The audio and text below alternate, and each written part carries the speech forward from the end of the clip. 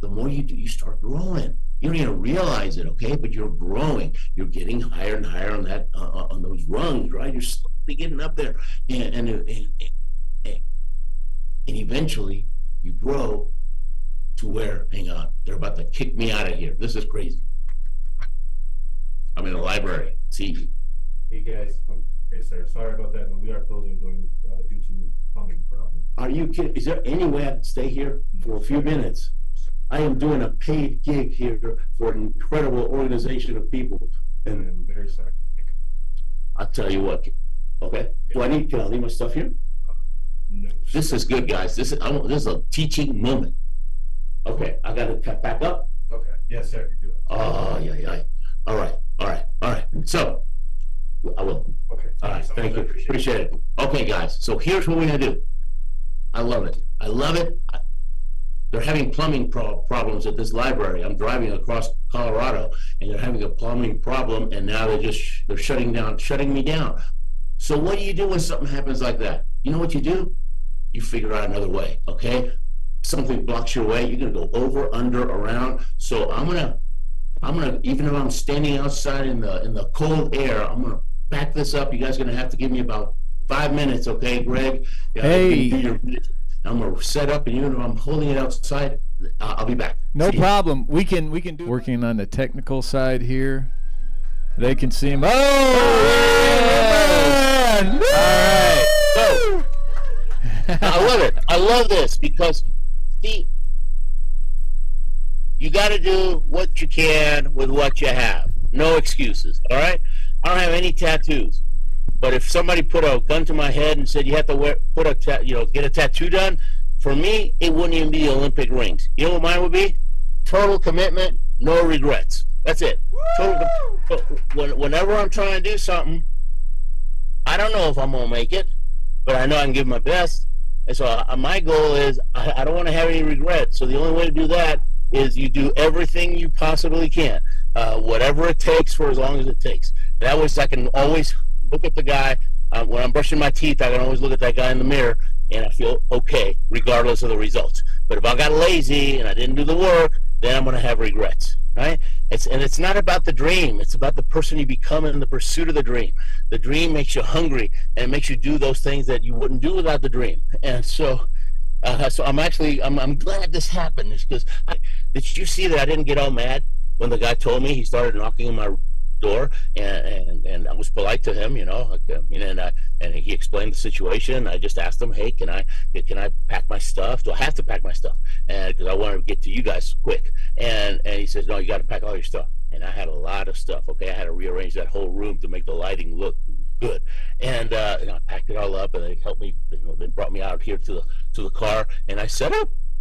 Is it perfect? No, but is it work? Yeah. And are you going to forget this? No, right? And but I can't control if I'm going to make it or not. The only thing I can control is if I do the work, if I stay in the process, right? And if you just focus on the process, whatever coach tells you, right? My coach or your upline tells you that the process that you need to grow the business, then as long as you do that, don't focus on the results. The results will come. Sometimes you're doing the process, but you haven't grown as a person, and you're just coming across the wrong way. But if you keep doing it over and over, little by little, you get better and better and better. It's just a matter of time. And so I can't control how I'm going to make it, but I'm going to give it my all and let the chips fall where they may, right? And either way, I'm going to have a great story and a fun time getting there. So, and another thing, let me backtrack again to that room when the guy came. Another reason I didn't get mad, I actually got happy because of something not necessarily good that was happening to me, but I got happy, right? Because you have to protect your attitude. I thought, oh, I love that. It means your attitude is something that's very, very precious, because if your attitude goes south, and everything goes south, right?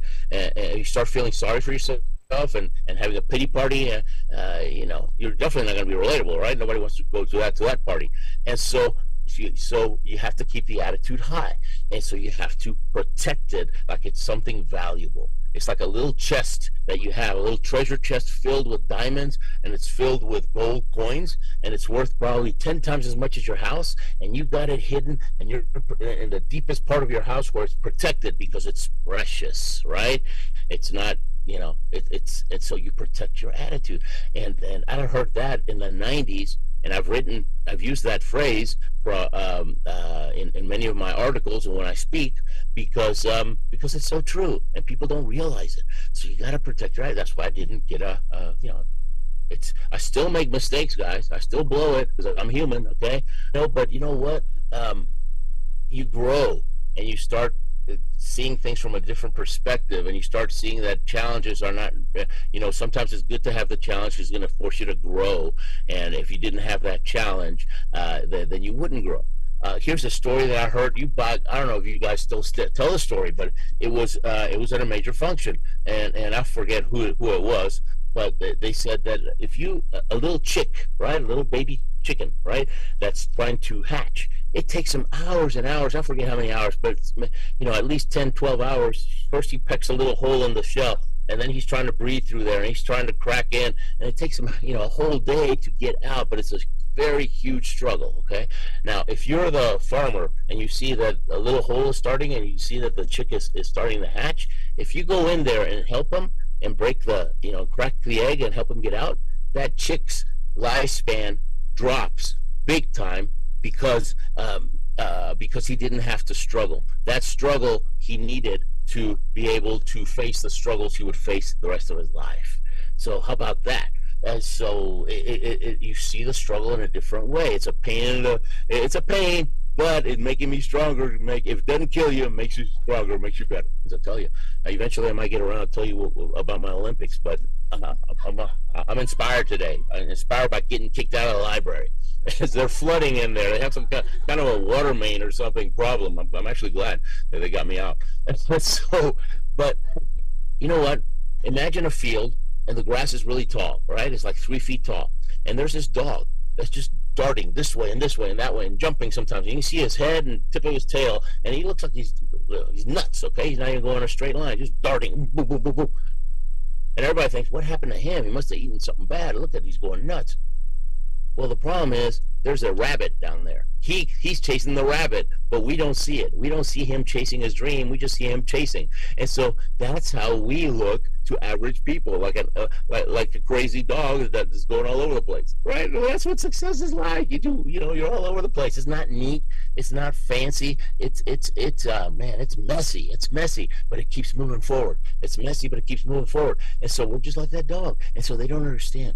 They're a different animal. They just don't. 10% of the people out there are true entrepreneurs, and everybody else is more of a employee mentality. But an employee mentality, an employee that wants to become an entrepreneur, it's not a DNA thing, okay? It's not a blood type thing. If they want it badly enough, they can change and they can become an entrepreneur mindset. That's what your functions teach, how to develop that. I need to build a plan that's based on my strengths. My strength's not athleticism. My strength's perseverance, right? I'm Bulldog. That was my nickname in high school. I became so perseverant from reading all these. I'm gonna open up this window. This car is turning into a greenhouse. I moved into this car so quickly that I have no idea where I put the keys. But they're in here someplace. But if I got in here, they have to be here. And so anyway, now I'm looking for tough sports, ski jump, right? Because I thought I got to find a sport that's so tough, a sport that's got so many broken bones in it. There'll be a lot of quitters, right? Only I won't quit. That's how I'll make it to the top. That's how I will outlast people. I'll just work the attrition rate. I'll use the attrition rate. All the people that quit, and if you don't quit, you just keep going higher. And that's what I did. And so I picked luge because I thought that looks like a lot of broken bones. One person can do it. It doesn't look super athletic, right? It's athletic at the beginning, but the rest of the time it's kind of like a car race.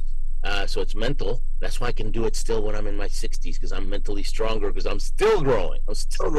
You never stop growing. You don't want to stagnate, right? You're either green and growing or you're ripe and rotting. And I don't want to be one of those rotting guys. And so, and I got to go to the Olympics 4 times. Okay, they crammed 10 years of luge into 2 years. Okay, they said, they warned me. Okay, they didn't candy coat it. It says, man, it's gonna be tough. You're gonna get hurt a lot. Well, I broke the first 2 years. I broke my foot twice, my knee, my elbow, my hand, my thumb, a couple of ribs. But guess what? I kept coming back. Yeah, I just kept coming back.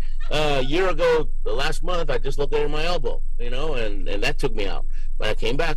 Coming back's easier now because it's an automatic response now. I don't whine anymore. Don't make excuses. And so I'm trying to find a sunny spot. But the sun's going down right behind this building, and so it's okay. It's okay. It makes it a better story. It's just a better story. And so so here's what whatever it takes means. Okay. If there was a list of 100 things that you could possibly be asked to do to become a diamond, you have to be willing to do all of 100 of them. Okay. That has to be your attitude. I'm willing to do whatever it takes, right? If you're willing to do 99 of them, but you're not going to do that number 63, then in life will hardly ever ask you to do all 100, okay? You might only have to do 10 of those 100 things, but you don't know which 10, so you have to be prepared, willing to do them. And so if your attitude is, I'm not going to do number 62, then I promise you, life is going to ask you to do number 62, and you won't make it because of that, because you had that lousy attitude. So that's whatever it takes for as long as it takes. And you ask coach, right? And you try to come up with a plan, and then you tweak the plan, and you keep, the first plan is never perfect. I mean, people like Muhammad Ali and professional boxers, they say that, the plan goes out the window the first time you get hit in the nose. And then you have to, adjust. You have to make those adjustments, right? The plan was, I'm going to do it from a little room in the library. And guess what happened? Hey, I'm out here in the car. It's actually a lot cooler here. There's many positives to this little adventure I'm having today. And here's another thing. I got to put these two big logos up on the wall. Coca-Cola and McDonald's, all right? If I get a fat head, I think the phone's gonna ring. People asking me to be their speaker just because I got a great story and I've been doing it for 20 years. I don't need marketing anymore because, hey, after all, I'm Ruben Gonzalez, right? I'm Bulldog. That's a bad attitude, okay? That's being a fat head, and pride cometh before the storm. And so I always talk about that, but I'm actually gonna put these big logos, like really big, I might even put them here. McDonald's and Coke. Guess what? If McDonald's and Coca-Cola have to do commercials, who do I think I am that I don't need to make commercials by making phone calls? So you got to make the contacts, guys. They're not going to come in and volunteer. You got to talk to them and find the ones that are looking and find the ones that are hungry. How do you celebrate? I celebrate everything, okay? Little bitty things. And I thank God for things all the time. I'm speeding, and I pass a cop, and I realize, oh, please, God, please, please, please. And he doesn't get me. Thank you, Lord. Right? I mean, there's things to be thankful. So I'm grateful all the time. And what was the question, Greg? I'm sorry. And so I celebrate, every little achievement. I had a good run. Great. I had a clean run. That means I didn't hit any walls. Great. I celebrate just by being happy and telling people about it. Question: what is one thing that you want the world to know that would make people smile? I like to tell people that here I am, Lisa. Woohoo! I'm still on. They kicked me out of the library, and I'm doing the seminar in the car. How about that? Now I'm doing the seminar in the parking lot. Okay, back in the car. So, God didn't make any junk. Okay? So when you feel bad, when you're giving yourself a hard time, you're feeling sorry for yourself, man, he didn't make junk. And he didn't, and when people laugh at you, remember I told you that average people, a dreamer will never be understood by a non-dreamer because it's a different animal. So don't even waste your time explaining yourself to them, okay? Because they think we're nuts. That's okay. And that's fine. That's fine. Here's something I do when I do my calls. Before every call, I say, I help people. I make a difference. I'm a champ. And so that gets me. I say it, right? I say it like that. I use my fist, right? Because you want to anchor. I'll say that before every single call where I'm going to talk to a meeting planner who could possibly book me to speak. And at the end, now 9 times out of 10, I have to leave a voicemail because RoboCops just, they're not RoboCops, robocalls, right? There's so many RoboCalls nobody wants to pick up. And so For a long time, I let that get me ruin my attitude. I said, well, it's not worth it. No, now I leave a 1 minute or less than 1 minute message, and it's all pumped up and excited and happy. So I try to get them to see my energy. And at the end, whether I actually talked to somebody or I had to leave a message and I hang up, I say, that's like me. I make my calls. That's like me. I'm a winner. I'm a champion. I'm gonna book more gigs. And so every single time, that's part of my routine. Why? Because it helps me protect my attitude, helps me do the things that I need to do to get the job done. Ruben, that was fantastic. Let me, what do you think, huh? That was, Ruben, you know, there's people that talk the talk, and then there's people that, and it's always good to hear people talk the talk because it's good to hear the talk, all right? And then there's people that walk the talk, all right, which you obviously have done. But we today have had an opportunity to see somebody walk the talk. And this, it was certainly unusual, unexpected, okay, but I thank God for the opportunity for us to participate in seeing you walk the walk. Thanks, Jerry. Okay. I love you guys. I love you guys. Oh my God. Yes, sir. You don't just talk it, you walk it.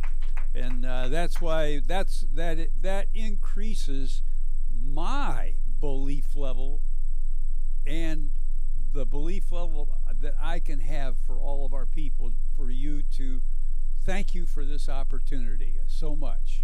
You were tremendous. Thank you. Thank you. You guys are heroes of mine. You really are. On to the Olympics. You're going to be there. Okay? Love you so much. Love you guys. Thank you. Take care. Bye-bye.